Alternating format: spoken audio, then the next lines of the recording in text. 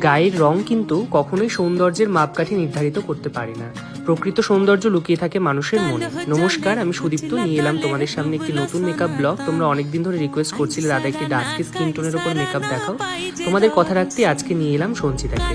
আমার পার্সোনালি ওকে ভীষণ ভালো লাগে। তো দেখো, প্রথমে আমি ওর ফেসটাকে ক্লিন করে নিয়ে তারপর toning, moisturising and primer use করে ফরএভার 52 কনসিলার প্যালেট দিয়ে ভালো করে কনসিলিং করে নিয়ে ফরএভার 52 একটি ডার্ক স্কিন টোনের ফাউন্ডেশন ওর ফেসে অ্যাপ্লাই করে দিলাম।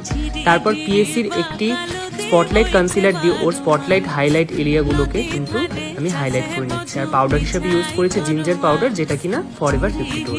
এরপর কন্ট্রোল করে নিচ্ছি একটা ওফরা প্যালেট থেকে একটি ব্রোঞ্জার প্যালেট, ভীষণ ভালো। আর ব্লাশার ইউজ করেছি ক্যারেক্টার কসমেটিক্সের প্যালেট থেকে।